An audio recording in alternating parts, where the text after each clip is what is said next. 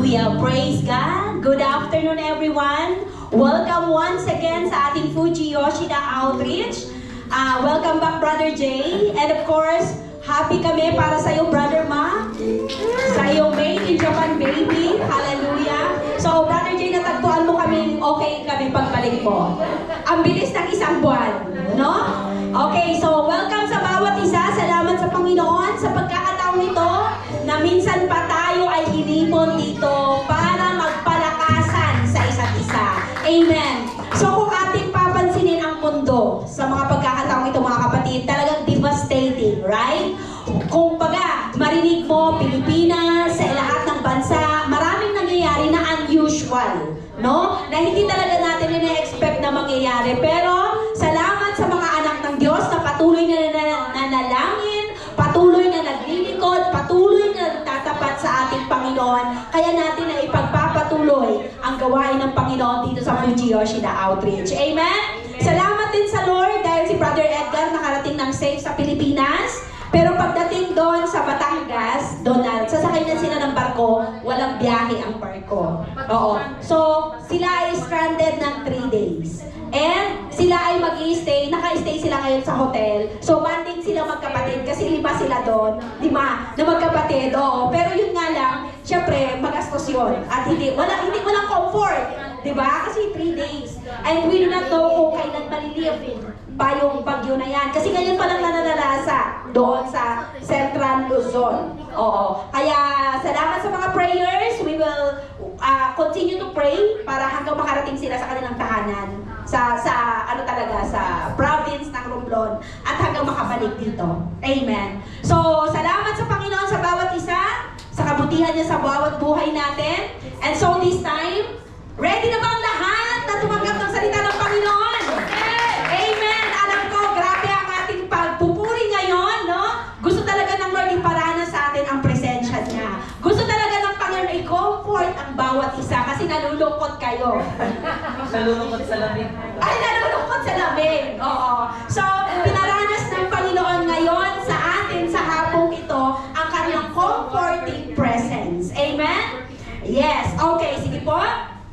Tayo tayong lahat. Ang topic natin sa hapong ito ay finding safety in a dangerous world. So, timely ito ngayon is because iba-iba ang nararanasan natin sa buhay natin. So, basahin natin ang ating text. Psalms 46 verses 1 to 11. Hallelujah! Ito po ay salita ng Panginoon.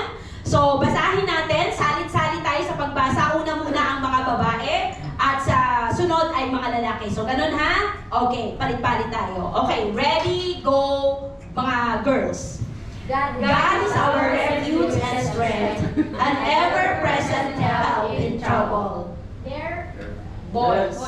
Therefore we will not fear, though the earth give way, and the mountains fall into the heart of the sea.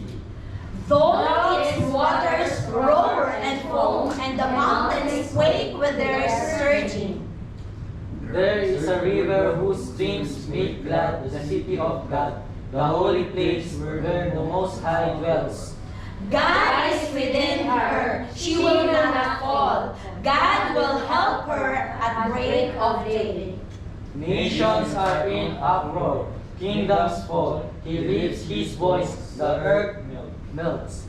Come and see what the Lord has done, the desolations He has brought on the earth. He makes wars cease to the ends of the earth. He breaks the bow and shatters the spear. He burns the shields with the fire.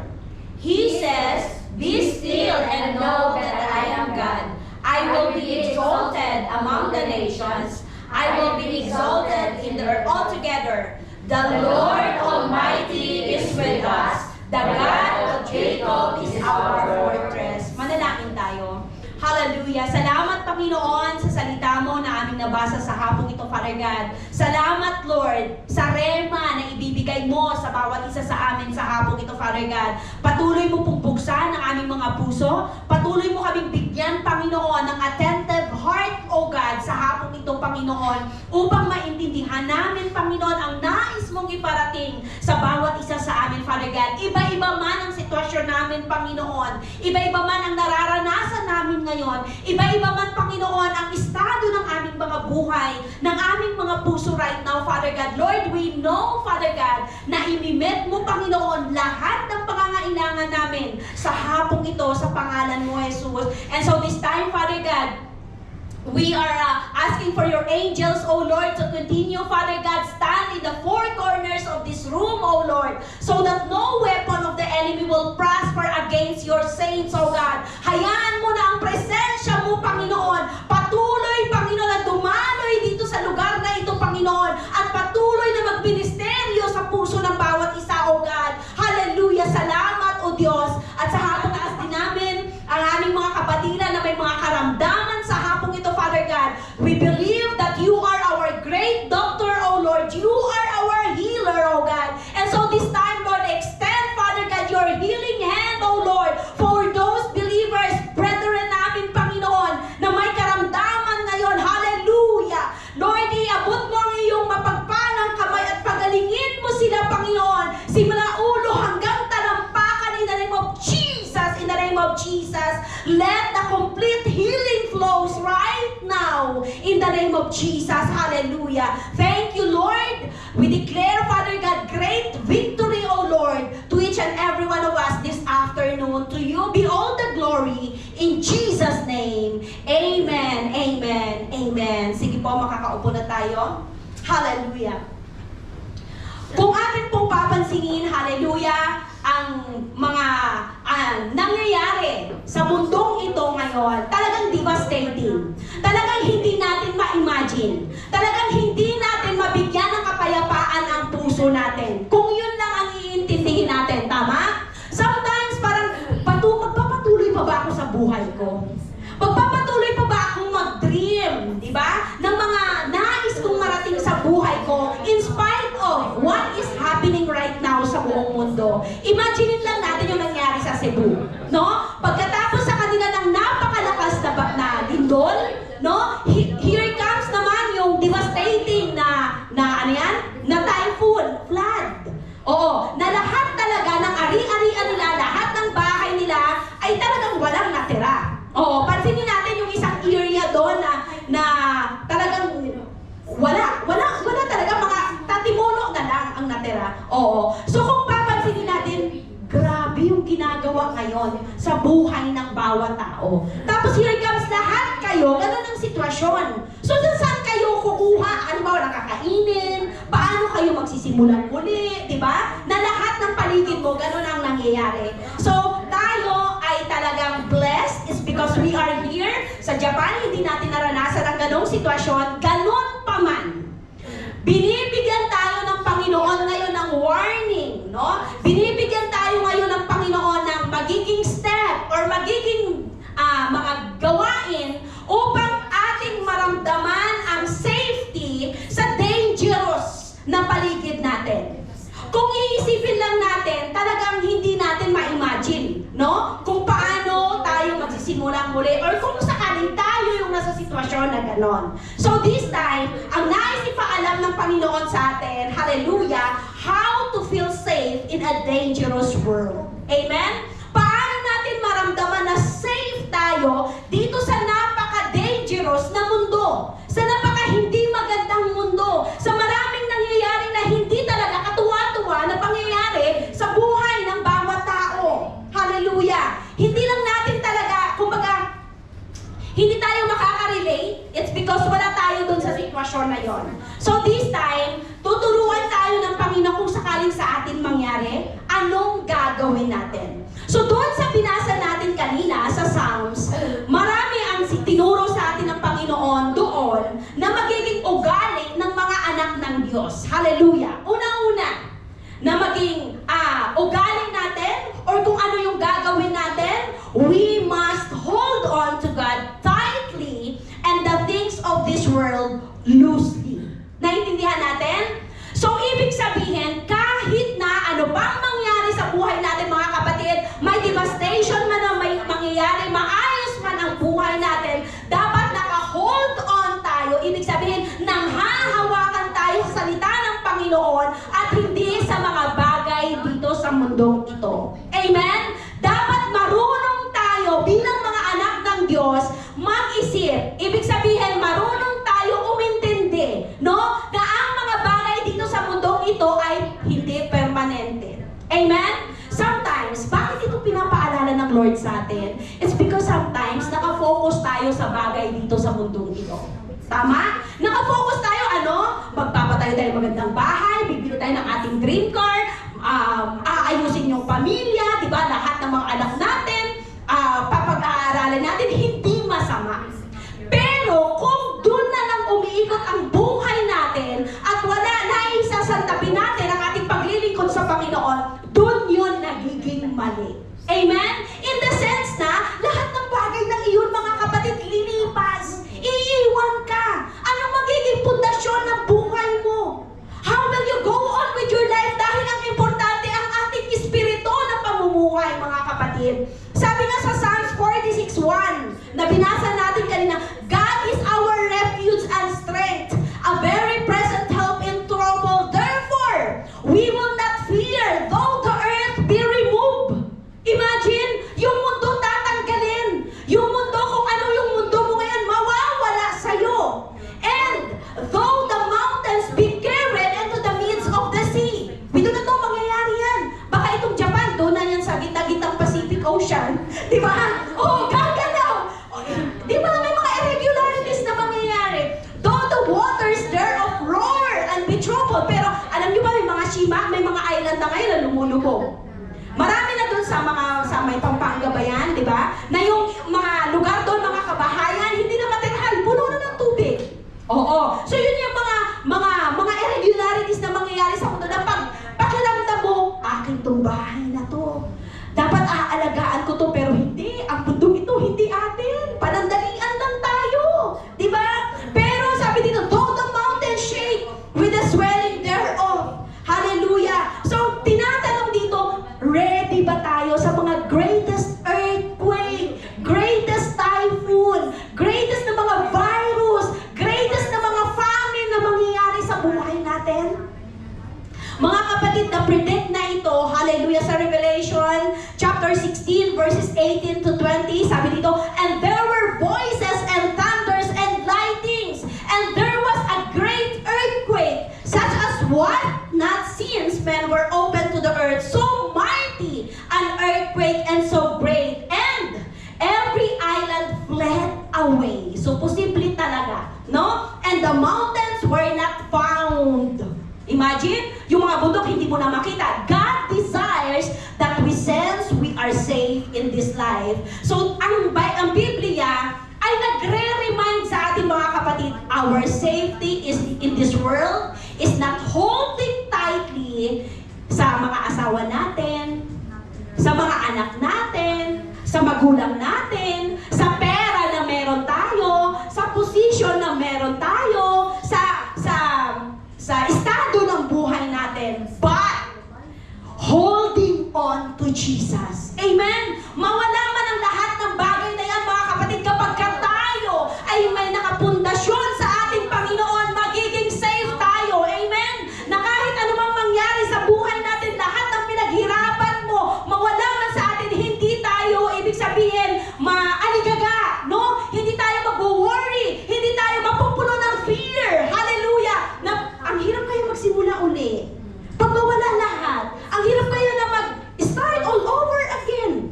Mag-iipon ka ulit ng mga gamit mo, magpapatayo ka ulit ng bahay. Ganun ang nangyayari kasi zero talaga yung mga tao doon ngayon. No? So sa atin, bilang mga anak ng Diyos, nandito ngayon sa safe na lugar, mga kapatid, pinapaalalahanan tayo na lahat ng bagay na meron tayo ngayon, lahat ng iyan ay dapat hindi natin matagpuan ng safety. Amen? Hindi ba sabi na meron ka na ng kompleto niya, safe na ako? No. Holding on to Jesus ang pinakamainam na gawin natin. Hallelujah! Sabi dito, the Bible tells us that even the three most stable things in this world, such as the ground we stand on, parang feeling natin stable na tayo, di ba? Kasi pag sa hikuki ka, kuway. pag nakalipad, parang, unstable. The mountains we can see, na parang feeling natin, hala, may bundok. Pag halikan pumutok si Mount Fuji, aakit ako sa bundok, di ba? May ganyan. The water staying within its bank, all these three things Panginoon. Amen? Wala tayong matagpuan, hallelujah, na ibig sabihin, safe place dito sa mundong ito. If these things are unstable, how much more unstable in this life is everything else that we attempt to rely on. Amen? Kung yung mga tubig, kung yung ground na kinatatayuan mo mismo, hallelujah, kung ang bundok na feeling mo, safe place mo, kung dumating yung tsunami, kung lahat ng iyan ay mawala din, hallelujah, ano ang bagay na pakiramdam natin ay tunay na safe tayo? Presensya lamang ng Panginoon. Sa piling lamang ng Panginoon, hallelujah, mga kapatid, kahit nasa valley tayo, kahit nasa mountain top tayo, kung wala ang Panginoon sa buhay natin, we are in a dangerous place. Amen? Subalit kung ang Panginoon nasa puso natin, mga kapatid, anumang sitwasyon, kahit na mawalan ka ng lahat ng bagay na yan, meron kang pag-asa dahil ang pag-asa mo nasa Panginoon. Hallelujah! Sabi dito, the strength of our stability depends on the foundation where we stand. Hallelujah! Foundation kung saan tayo nakatayo. And, ano yung pundasyon dapat? Jesus Christ. Christ should always be the foundation of our life.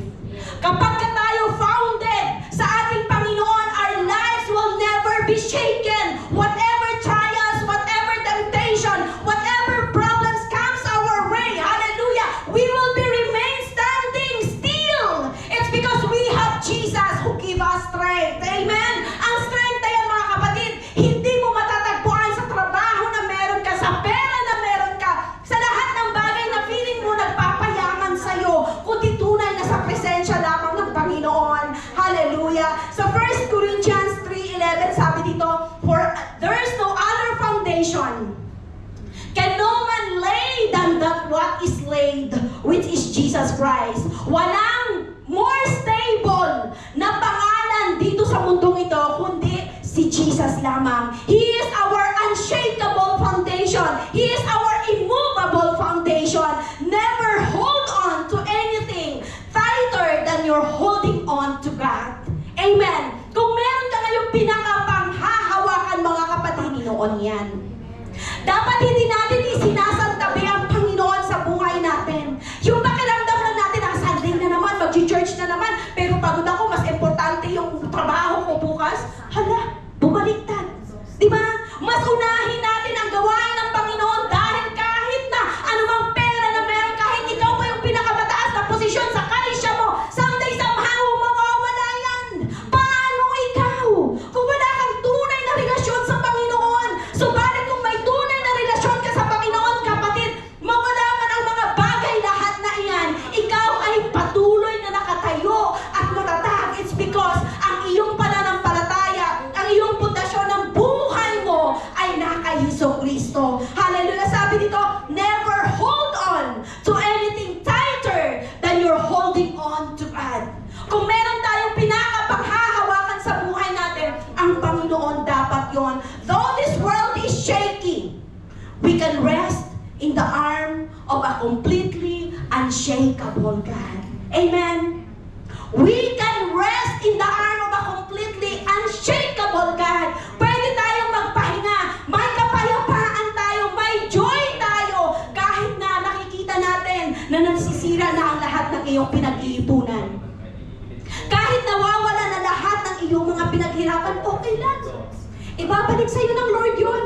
Mas mahirap kasi, alam mo kung ano yung punto de vista dito? Pag nakaugat yung puso mo dun sa mga treasure mo, pag na-devastate yun, nasira yun, di ba sometimes mabaliw-baliw ka?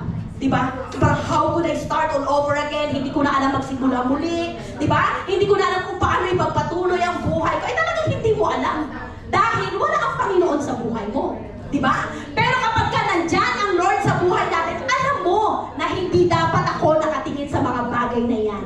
Mawala man yan, okay ako. It's because bibigyan ako ng lakas ng Panginoon, makaproduce ulit ng mga bagay na yan. Amen!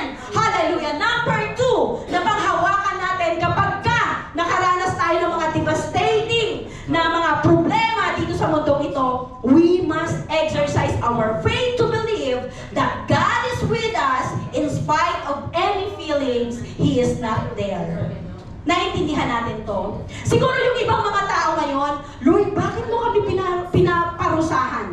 No? Yung tumataas yung tubig, hala, may nakita ako, nasa second floor sila, biglang pumasok yung tubig, may mga anak sila. Sabi niya, wow, ang bilis! Tapos yung asawa niya pa, sinasalba yung ref.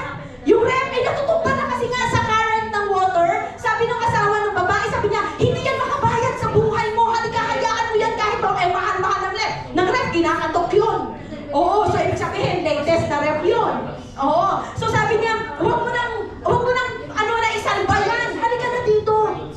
So ibig sabihin, pag naranasan talaga natin yung buhay, hindi mo malaman yung gagawin mo.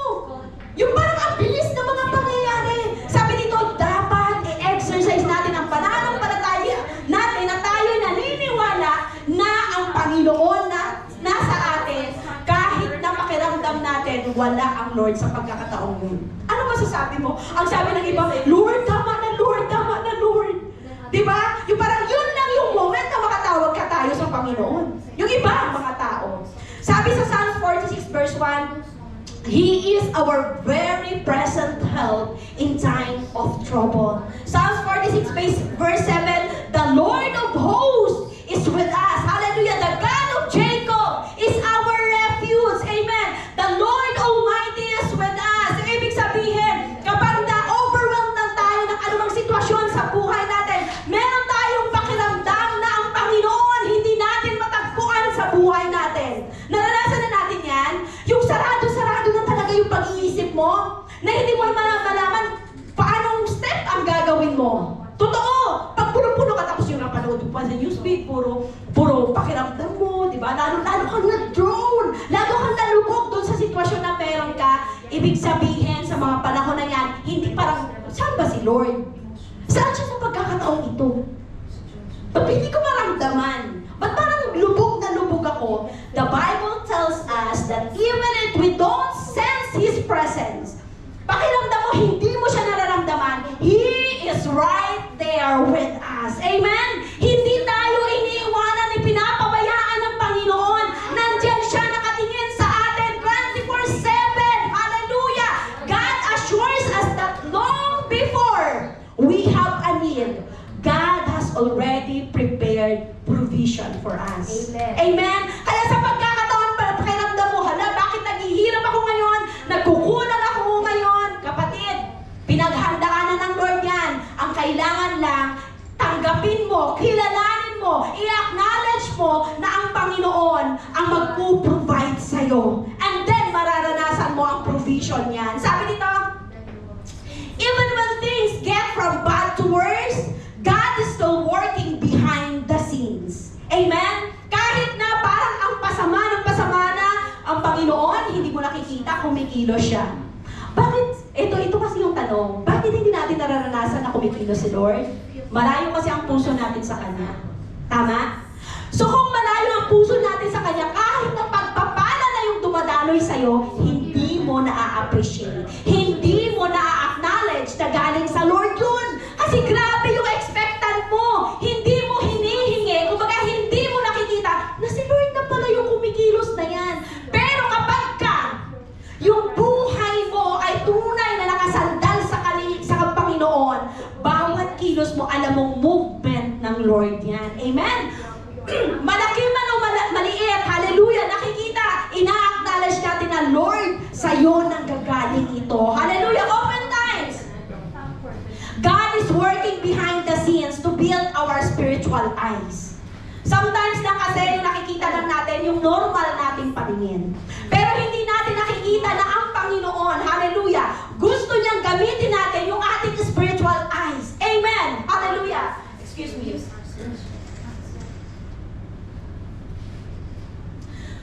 Gusto ng Panginoon na makita natin yung pananampalataya sa buhay natin. We tend to focus on what we can sense, we can touch, we taste, or see.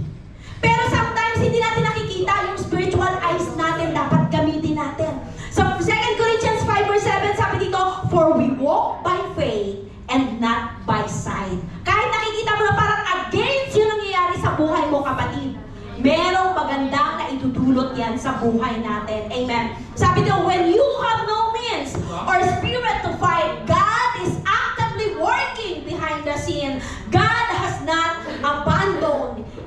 one of us. Amen? Hindi tayo iniwan, hindi tayo pinabayaan ng Panginoon, kahit dumanas man tayo ng mga baha na yan, mawala man lahat, dumanas man tayo ng mga typhoon, ng mga earthquakes, hallelujah! Ang Panginoon ay laging nasa atin. Bibigyan niya tayo ng wisdom, bibigyan niya tayo ng strength, how to start all over again. Amen! So, lagi dapat tayong nakasandal sa Panginoon. Yon ang dapat nating gawin. Mga kapatid, hindi lamang sa oras ng mga devastating na mga pangyayari tayo dapat sumandal sa Panginoon. Kahit pa all is well sa buhay natin, huwag natin siyang iiwanan. Huwag natin na pababayaan yung ating espiritu na pamumuhay. Amen? Kung pinagpapala ka ng Panginoon, then dapat mas lalong tighter tayo sa Kanya. Amen? Ibig sabihin, lalo tayong mas mahigpit kumapit sa Panginoon. Kasi alam mo, pag nangangailangan tayo, sometimes parang yung inuuna natin, yung diskarte natin. Tama? Yung prayer, nagiging last resort natin. Sometimes, mas inuuna natin yung diskarte na, sige nga, pag wala akong pera, tawagan ko nga si Sister Shea kung may mahiram ako sa kanya. Hindi nga! Sometimes ganun!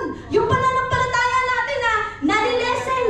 Amen? So, sabi ng Panginoon dito na kahit anumang sitwasyon ng buhay natin, sagana ka man, naghihirap ka man, huwag dapat magbago ang ating pananampalataya sa ating Panginoon. Number 3. We must remember that we are only passing through on our way to a great place. Amen? Amen. Imagine, ikaw kaya yung nasa baha ngayon. Wala kang naiwan na kahit anything sa'yo. So anong itatatak mo sa puso mo? Dapat tandaan natin na dumadaan lang tayo dito sa mundong ito. So kapag yun ang nasa isip natin, ay okay lang kahit mawala yung mga bagay na yan. No? So magiging maluwag ang puso natin. Magiging maluwag yung pamumuhay natin. So ibig sabihin, ma-embrace mo yung sitwasyon mo ngayon na kahit ayaw mo. Kasi sabi sa Psalms 46 verse 4, there is a river, the streams whereof shall make glad the city of God, the holy place of the tabernacles of the Most High God. The city of God, kapatid, hindi tayo para sa mundong ito. Hindi tayo citizen ng mundong ito. We are a citizen of heaven. Amen. The city of God. So whatever problems na na-experience natin ngayon, hallelujah kapatid, temporary lang yan. Hallelujah. Sometimes our problems overwhelm us. Hallelujah. Because we cannot see any end inside. So our feeling safe is shattered. Amen. Yung pakiramdam mo na safe ka, wala. Nakakalimutan natin. We need to remember that there is a place, hallelujah, where God is. And in that place, there are no problem. Amen? So nire-remind tayo ng Panginoon ngayon, okay lang, mawala lahat ng bagay na meron ngayon. Dahil may lugar na itinalaga ang Diyos sa akin, na kung saan ang lugar na yon, wala nang problema. Walang dusa, walang pagdusa. Amen? Walang anumang suliranin, walang sakit. Hallelujah! Wala kang anumang mararamdaman na hindi na maganda dahil ang lugar na yan nireserba sa atin ng Panginoon. Amen! Hallelujah! Sabi nito, everything on earth is temporary. Everything is bound to fail. So kahit anong ipon mo, kahit anong tambak mo ng lahat ng kung anong sasakyan na meron ka, lahat yan mga kapatid papawiin. Tatanggalin ng Lord yan. Because life is temporary. Fame is temporary. Money is temporary. Lahat ng pera na meron ka, temporary. Lahat ng kung anong mga sitwasyon na meron ka, temporary. Only Jesus is eternal. Amen? Lamang ang magpawalang hanggan. So, anong dapat gawin natin mga kapatid? Mag-invest tayo doon sa mga bagay na may eternal value. Itong ginagawa natin with eternal value. Amen? Ang paglilingkod natin sa Panginoon, hindi lang ito ginagawa natin para makita lang na makadiyos tayo. Ito ay may eternal value. Amen? Number 4, we need to see what God is doing. So Psalms 46 verse 8, come, behold the works of the Lord, what desolations He has made in the earth. So pag sinabi natin desolation, destruction, devastation, ruin. Kahit anumang mga devastation ang mangyayari, ay ang Panginoon ang may alam niyan. So, yun nga, na-remember natin ang mga pangyayari ngayon at meron na namang super typhoon, signal number 5, yung U1, no? At doon sa part ng Camarines Sur ngayon, Camarines Norte, grabe na yung baha. Marami ng bahay ang nasira ngayon, oo. Hindi pa siya nakalandfall sa sa Central Luzon. So, ang mga natural disasters na yan are meant to turn us to God. Amen? Manumbalik tayo sa Panginoon. They are reminders that this world is passing away. So sa 2 Peter 3 verse 10, sabi diyan, but the day of the Lord will come as a thief in the night, in the which the heavens shall pass away with a great noise, and the elements shall melt with fervent heat, and the earth also, and the works that are therein shall be burned out. Imagine mga kapatid yung Cebu, katatapos pa lang nila ng lindol. Davao, di ba? Yung mga bahay, as in talaga sira. Yung parang magsisimula ka pa lang, dumating yung flood. Tapos ang pinakamalala, yung flood, wala talagang natira. Yung okay lang yung lindol, di ba? Kasi may makukuha ka pang ibang gamit, ganyan. Pero kapag ka-flood, washed away. Lahat. As in talaga. Meron nga isang vlogger doon na tumutulong siya, yung si Likay. Tumutulong siya sa mga mahihirap, marami siyang natulungan na. Pero yung moment na yun talaga, sabi na lang niya ang maisalba niya, gusto niya maisalba, diaper ng anak niya. Yung diaper ng anak natin. It's because wala na. Sa isang iglap, wala na lahat ng pinaghirapan. Di ba?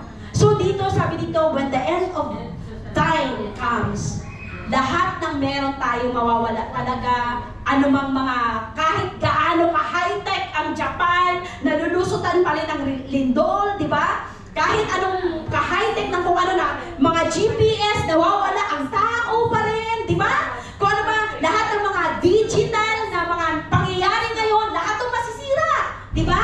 The Bible states that the elements themselves will be melted down. Lahat ng mga buildings dito sa mundong ito will be destroyed. Even military headquarters on earth will cease to exist. Sa lahat ng mga banks, schools, and supermarkets will be no more. There is coming a real housing meltdown.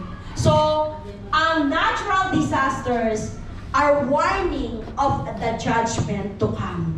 Amen? Nililinis tayo ng Panginoon. Proverbs 10:25, as the whirlwind passeth, so is the wicked no more, but the righteous is an everlasting foundation. And this shall go away into everlasting punishment, but the righteous into life eternal. Kapatid, pagpatuloy tayo na mag-imbak ng kayamanan sa langit.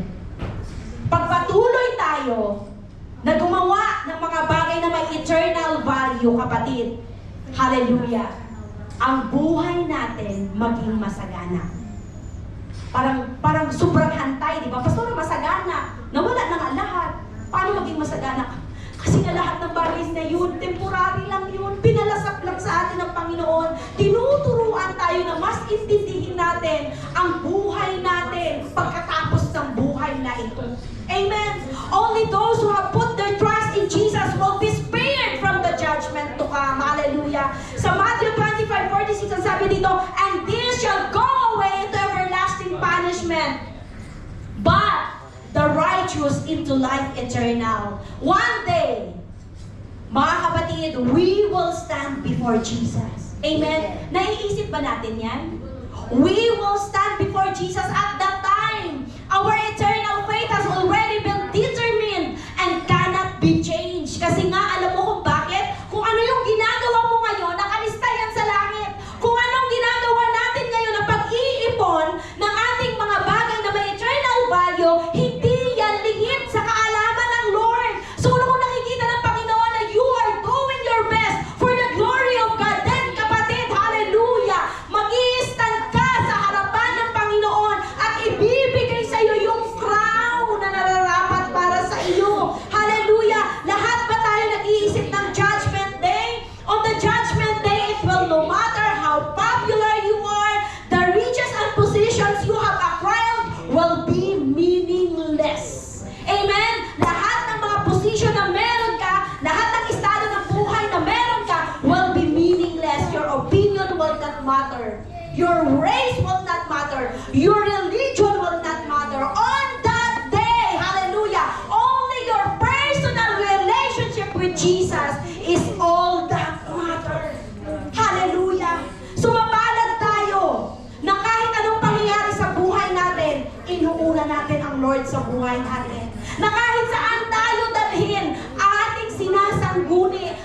Panginoon sa buhay natin. Amen! Sa aeroplano man tayo, sa barko man tayo, dito man tayo sa land na ito, hallelujah! Ang ating pananampalataya sa Panginoon dapat unshakable. Hallelujah! Amen! On that final day, everyone will stand before God alone.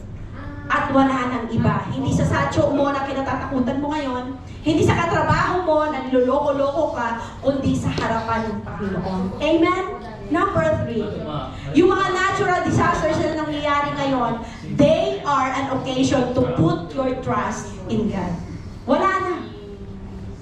Wala nang ibang bagay. Lahat ng mga insurances natin, lahat ng mga ipon natin sa bangko, walang, ano yan, walang mangyayari sa buhay natin. Kung walang mai-produce na maganda, they are an occasion to put your trust sa Panginoon lamang. Nahum 1 verse 7, the Lord is good, a stronghold in the day of trouble, and He knoweth them that trust in Him. Amen? Mabuti ang Diyos, mga kapatid. Siya dapat ang ating sandalan sa panahon na tayo ay nasa hindi magandang sitwasyon, and He knoweth them that trust in Him.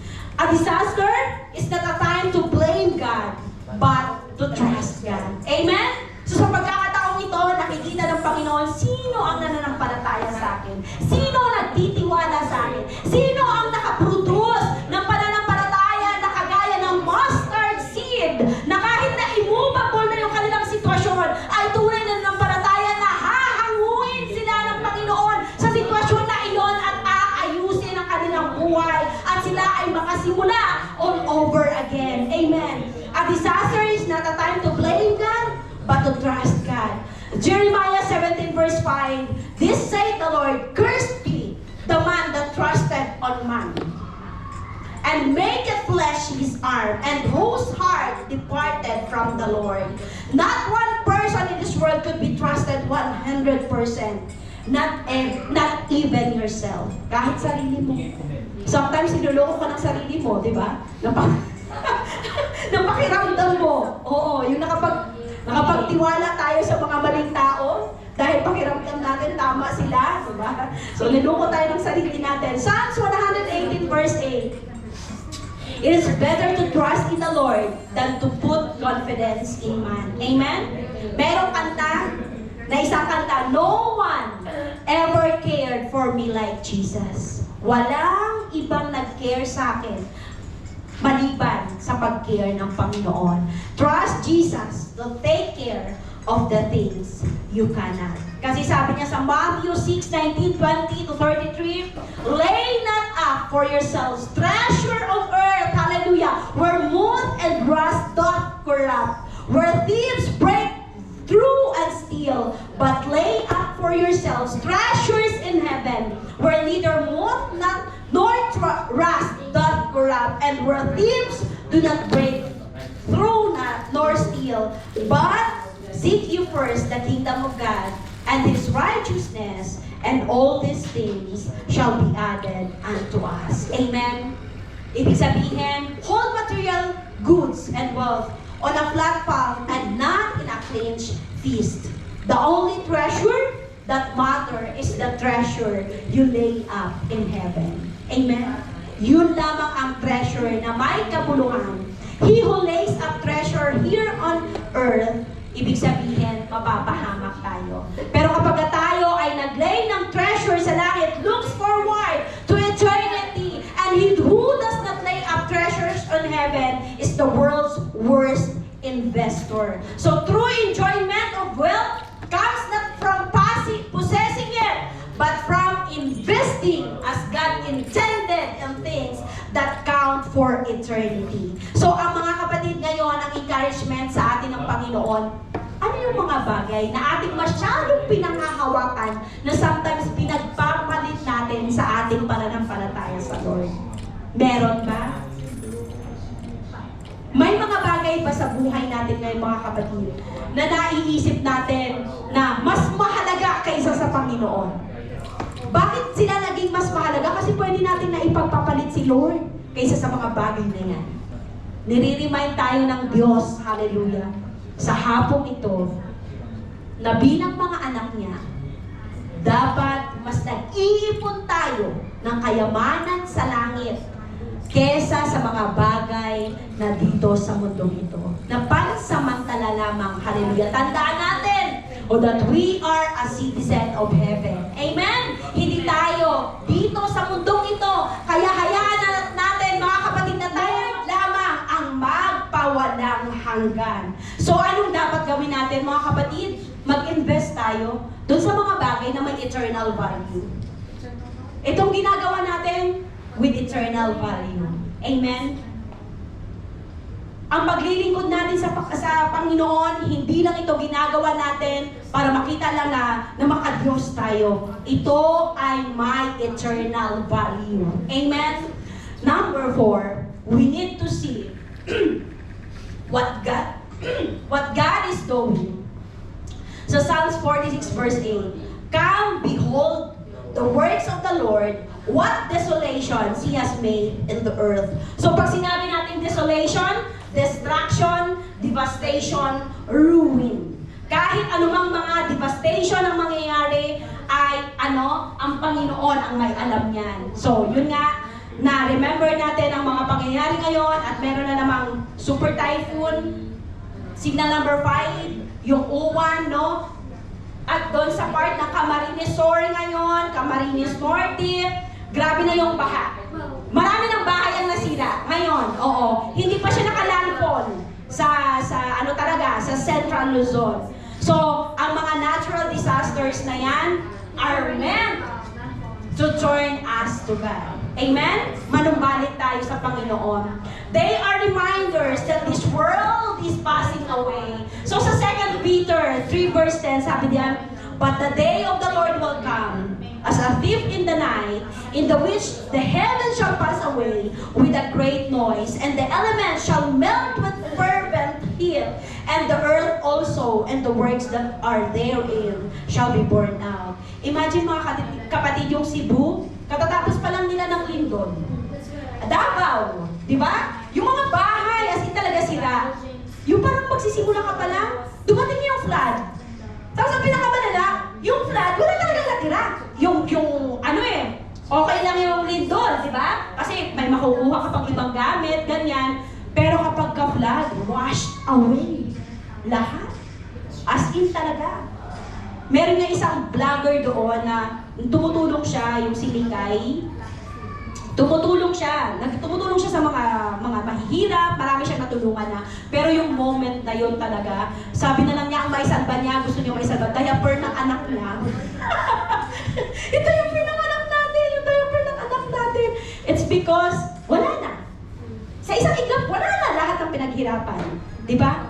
So dito, sabi dito, when the end of time comes, lahat ng meron tayo mawawala talaga. Anumang mga, kahit gaano ka-high-tech ang Japan, nalulusutan pa rin ng lindol, di ba? Kahit anong ka-high-tech ng kung ano na, mga GPS, nawawala ang tao pa rin, di ba? Kung ano ba, lahat ng mga digital na mga pangyayari ngayon, lahat ng masisira, di ba? The Bible states that the elements themselves will be melted down. Lahat ng mga buildings dito sa mundong ito will be destroyed. Even military headquarters on earth will cease to exist. Sa lahat ng mga banks, schools, and supermarkets will be no more. There is coming a real housing meltdown. So, ang natural disasters are warning of the judgment to come.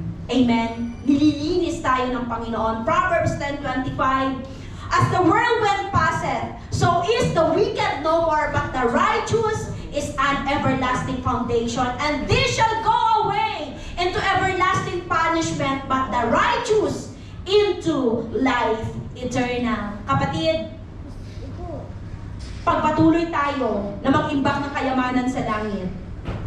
Pagpatuloy tayo na gumawa ng mga bagay na may eternal value, kapatid. Hallelujah. Ang buhay natin maging masagana. Parang sobrang hantay, di ba? Pastor, masagana. Nawala na nga lahat. Paano maging masagana? Kasi na lahat ng bagay na yun, temporary lang yun. Pinalasap lang sa atin ng Panginoon. Tinuturuan tayo na mas intindihin natin ang buhay natin pagkatapos ng buhay na ito. those who have put their trust in Jesus will be spared from the judgment to come. Hallelujah. Sa Matthew 25:46, ang sabi dito, and this shall go away into everlasting punishment, but the righteous into life eternal. One day, mga kapatid, we will stand before Jesus. Amen? Naiisip ba natin yan? We will stand before Jesus at that time. Our eternal fate has already been determined and cannot be changed. Kasi nga, alam mo kung bakit? Kung ano yung ginagawa mo ngayon, nakalista yan sa langit. Kung anong ginagawa natin ngayon na pag-iipon ng ating mga bagay na may eternal value, hindi yan lingid sa kaalaman ng Lord. So, kung nakikita ng Panginoon na you are doing your best for the glory of God, then kapatid, hallelujah, mag-i-stand ka sa harapan ng Panginoon at ibibigay sa iyo yung crown na nararapat para sa iyo. Hallelujah! Lahat ba tayo nag-iisip ng Judgment Day? On the Judgment Day, it will no matter how popular you are, the riches and positions you have acquired will be meaningless. Amen? Lahat ng mga position na meron ka, lahat ng estado ng buhay na meron ka, will be meaningless. Your opinion will not matter. Your race will not matter. Your religion will not matter. On that day, hallelujah, only your personal relationship with Jesus is all that matters. Hallelujah. Sumapalad tayo na kahit anong pangyayari sa buhay natin, inuuna natin ang Lord sa buhay natin. Na kahit saan tayo dalhin, ating sinasangguni ang Panginoon sa buhay natin. Amen. Sa aeroplano man tayo, sa barko man tayo, dito man tayo sa land na ito, hallelujah, ang ating pananampalataya sa Panginoon dapat unshakable. Hallelujah. Amen. On that final day, everyone will stand before God alone. At wala nang iba. Hindi sa satyo mo na kinatatakutan mo ngayon, hindi sa katrabaho mo na niloloko-loko ka, kundi sa harapan ng Panginoon. Amen? Number 3, yung mga natural disasters na nangyayari ngayon, they are an occasion to put your trust in God. Wala na. Wala nang ibang bagay. Lahat ng mga insurances natin, lahat ng mga ipon natin sa bangko, walang, ano yan, walang mangyayari sa buhay natin. Kung walang mai-produce na maganda, they are an occasion to put your trust sa Panginoon lamang. Nahum 1 verse 7, the Lord is good, a stronghold in the day of trouble, and He knoweth them that trust in Him. Amen? Mabuti ang Diyos, mga kapatid. Siya dapat ang ating sandalan sa panahon na tayo ay nasa hindi magandang sitwasyon, and He knoweth them that trust in Him. A disaster is not a time to blame God, but to trust God. Amen? So sa pagkakataong ito, nakikita ng Panginoon, sino ang nananampalataya sa akin? Sino ang nagtitiwala sa akin? Sino ang nakaproduce ng pananampalataya na kagaya ng mustard seed, na kahit na immovable na yung kanilang sitwasyon, ay tunay na nanampalataya na hahanguin sila ng Panginoon sa sitwasyon na iyon at aayusin ang kanilang buhay at sila ay makasimula all over again. Amen. A disaster is not a time to blame God, but to trust God.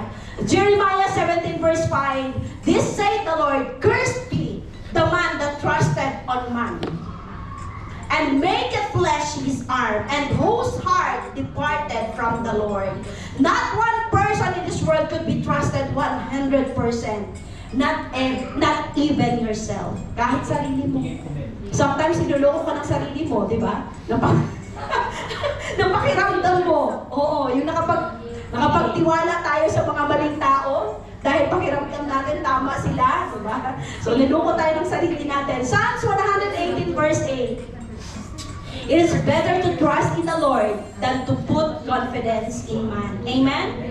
Merong kanta, na isang kanta, no one ever cared for me like Jesus. Walang ibang nag-care sa akin maliban sa pag-care ng Panginoon. Trust Jesus to take care of the things you cannot. Kasi sabi niya sa Matthew 6:19-20-33, lay not up for yourselves treasure on earth, hallelujah, where moth and rust doth corrupt, where thieves break through and steal, but lay up for for yourselves treasures in heaven, where neither moth nor rust doth corrupt, and where thieves do not break through nor steal.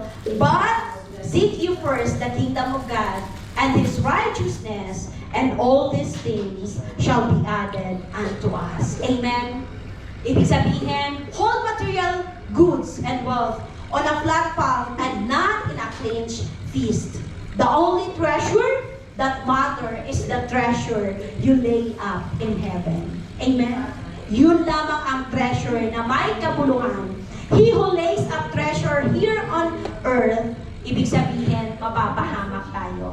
Pero kapag tayo ay naglay ng treasure sa langit, looks forward to eternity. And he who does not lay up treasures on heaven is the world's worst investor. So true enjoyment of wealth comes not from possessing it, but from investing as God intended in things that count for eternity. So ang mga kapatid ngayon, ang encouragement sa atin ng Panginoon, ano yung mga bagay na ating masyadong pinanghahawakan na sometimes pinagpapalit natin sa ating pananampalataya sa Lord? Meron ba? May mga bagay ba sa buhay natin ngayon, mga kapatid, na naiisip natin na mas mahalaga kaysa sa Panginoon? Bakit sila naging mas mahalaga? Kasi pwede natin na ipagpapalit si Lord kaysa sa mga bagay na yan. Nire-remind tayo ng Diyos, hallelujah, sa hapong ito, na bilang mga anak niya, dapat mas nag-iipon tayo ng kayamanan sa langit kesa sa mga bagay na dito sa mundong ito. Na pansamantala lamang, hallelujah. Tandaan natin, that we are a citizen of heaven. Amen? Hindi tayo dito sa mundong ito. Kaya hayaan natin, mga kapatid, na tayo lumiwanag, hallelujah, bilang mga anak ng Diyos dito sa mundong ito, upang yung mga tao, hallelujah, na patuloy na nag-a-acquire ng mga possession sa mundong ito at walang pananampalataya sa Panginoon, na twist yung kanilang pananampalataya, yung kanilang paniniwala na dapat pala mas mag-invest tayo ng mga bagay na panglangit. Amen? So, ang lahat ng nandito ngayong hapon, tayo ay ini-encourage ng Panginoon na i-offer natin lahat ng meron tayo sa Kanya. Na ibigay natin kung ano man ang pinagkaloob sa atin ng Panginoon. It's because yun yung may eternal value. Amen? Yung lakas mo, yung talent mo, yung buhay mo, lahat na meron tayo, kapatid, deserve ng Panginoon na maialay natin yan sa harapan ng Diyos sa hapong ito. Hallelujah. So this time, sige, iyuko natin ang ating mga ulo. Hallelujah. Tayo manalangin sa Panginoon, sabihin natin, Panginoon, anuman ang mga bagay ngayon